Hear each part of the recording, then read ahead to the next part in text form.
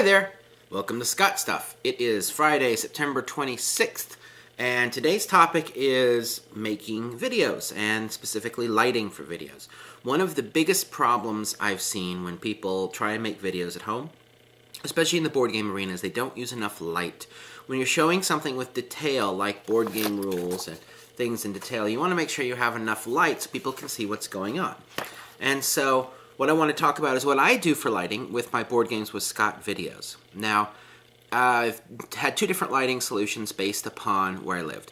In my old house where I shot in my basement, it had an unfinished ceiling, and therefore I had lots of beams. And what I did is I went down to the hardware store and I bought lights like these.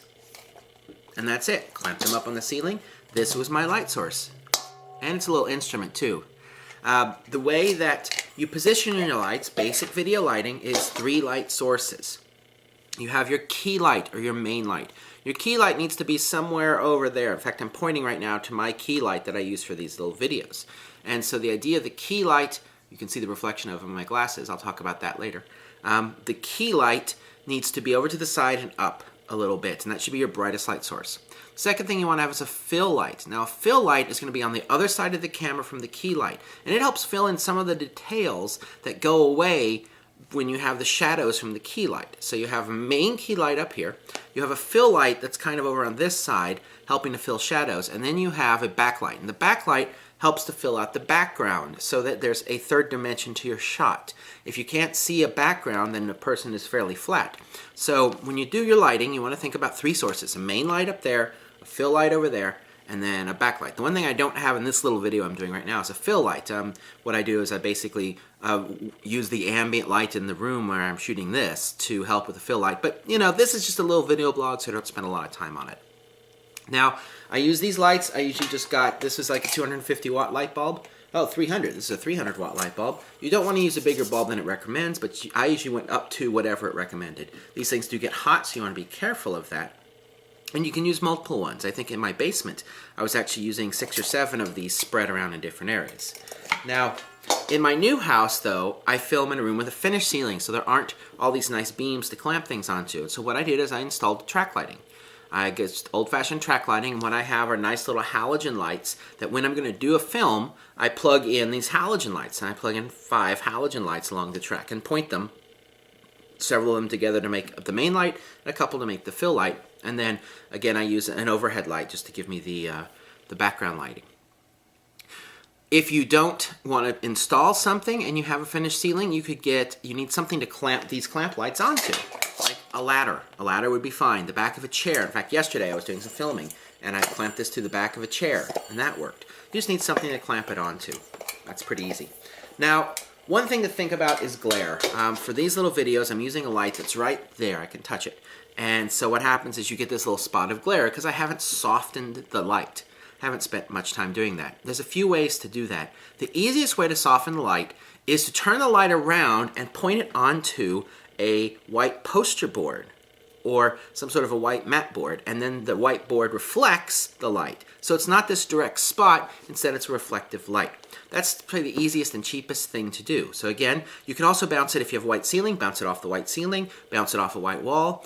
So the idea is that you want to soften the light a little bit so it's not quite so direct and harsh. You can buy things like gels and professional diffusing things. And I actually get a gel for this little light. The gels are not that expensive, $5 or $6 for a heat-resistant gel sheet, and you can use clothespins and just clamp it right onto the light. You can do it temporarily with like a pillowcase or cloth or something like that, but you have to be careful. You don't want to have that on for too long because you're asking for fire troubles. Now, if you want to take one step up, one thing you can do is you can make a reflector umbrella, or you can buy one. I bought a couple of these little guys. These are photo reflector umbrellas. They're little bitty umbrellas that protect me if I get wet, but more importantly, as you can see, what they have is a reflective surface on the back. And so you clamp this, you point the light into it, and it reflects the light out. Now, the nice thing about this sort of thing is that you can make your own. All you need is an umbrella and some aluminum foil. You get sheets of aluminum foil, cut them in long strips that taper down to a point, line the inside with it, tape that foil down to the umbrella, and there you go. You got your homemade reflector. So now, if you start looking at professional lighting kits, you'll see you can spend lots and lots and lots and lots and lots of money on this. But reality is, just get a light on you. And too many people make videos, they don't even do some basic light pointing at their face. In this case, I'm using this little desk lamp. If I didn't have it, as you can see, my camera will do its best. The other thing I'm doing is I turn off my main monitor. Sometimes I forget that, and you can see the reflection of in my glasses. But so now the monitor's on, it gives me a blue tint, and you can see the reflection in my glasses of the monitor.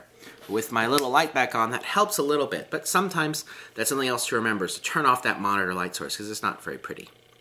So I think I've babbled on enough about basic lighting. The biggest tip I would give is these are $6, $7, $8 at your local hardware store. Get a handful of them. You'll probably want at least 3 of them. Maybe I usually have 4 or 5, but I had the lighting a ways away from me. And use these when you make your videos, and you'll find that the quality, the color, the detail, it all comes out much more effectively. So that's enough talking about basic lighting, and I will let you get on with your weekend. Thanks a lot. Talk to you later. Bye.